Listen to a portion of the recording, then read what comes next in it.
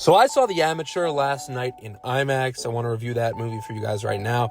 But before I do that, I wanted to quickly jump in here and say, while we're talking about IMAX, I think it's criminal that Warfare, movie I haven't seen yet, did not get any IMAX slots. It only got like a one-day early access on Wednesday to see it at 7. Meanwhile, The Amateur is playing in all these IMAX screens. It's leaving theaters today. We're leaving IMAX theaters for Sinners to come in and take over the IMAX. But I just thought this was a very okay movie. I was very happy to see it in IMAX because it's always good to see any movie on the biggest screen you can. It was all in 2:39 aspect ratio. It wasn't really utilizing the full IMAX screen.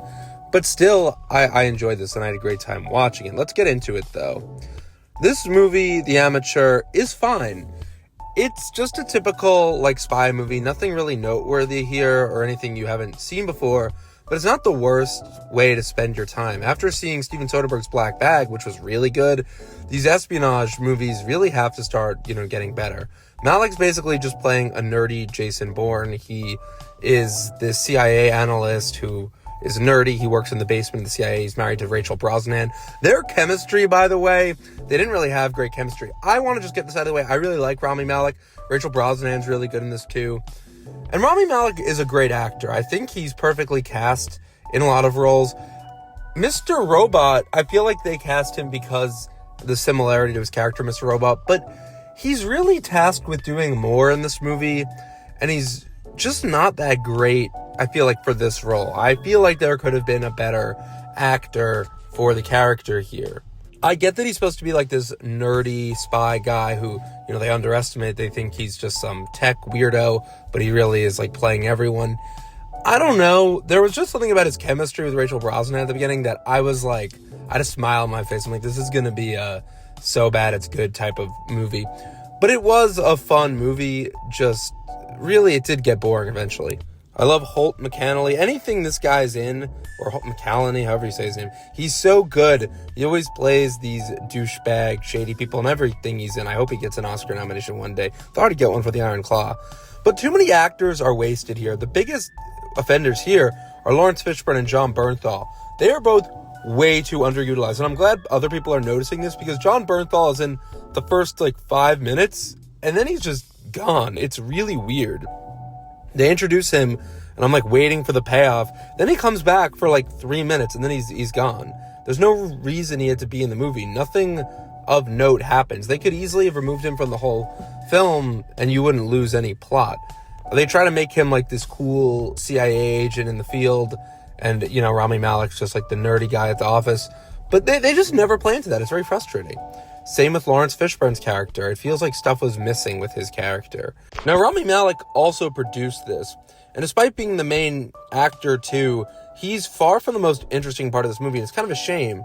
He's that classic, underestimated character, and, I like how in this, it's he can't pull a trigger. He has no problem pushing a button on his phone to blow someone up or drop them off a building.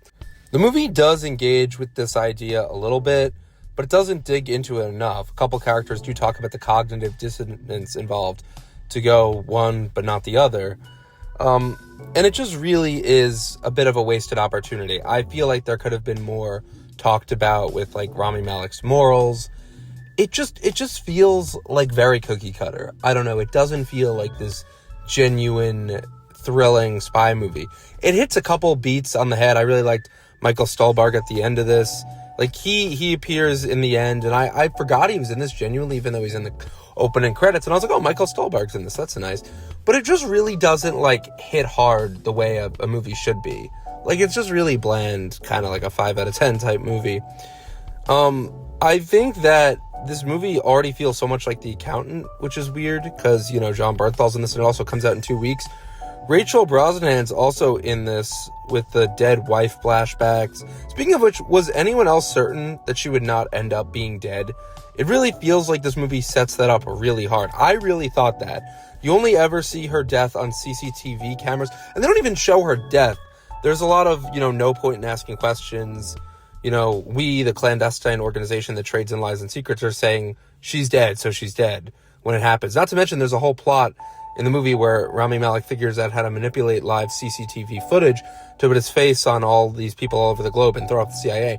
I was very much waiting for the conspiracy reveal that she's alive or even in on it, and for him to have already figured that out and planned for it. But no, none of that. It honestly feels like something was cut out, because the ending is just him tricking the big bad into getting arrested. I did like that.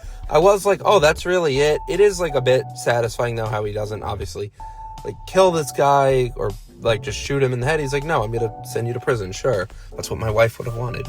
Overall, I could see what this was going for. Maybe with a better script that makes, more surprising ways Malek uses his abilities, this could have been a banger. But as it is, he's just a natural whiz at making on-the-fly pipe bombs and a pretty solid problem solver.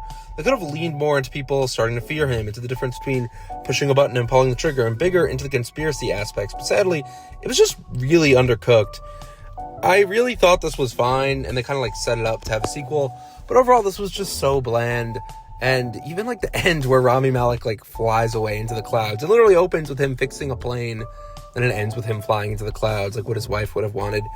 It's just so generic, and it doesn't have any life in it. The flashbacks with Rachel Brosnahan, they're so cheesy. The Lawrence Fishburne training him, that itself could have been the meat of this movie, but just the way it transitions scene to scene, it's so silly.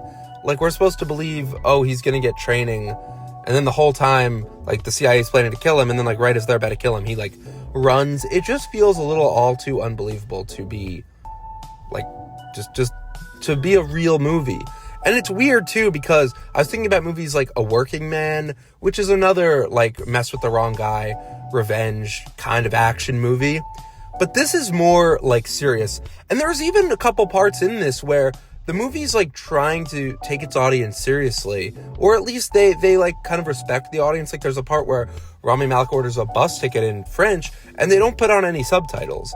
And I thought that was interesting, because most movies will throw in subtitles or try and, just explain everything for the audience. This movie has its moments where it really tries to be an adult thriller. Working Man is cut to pieces.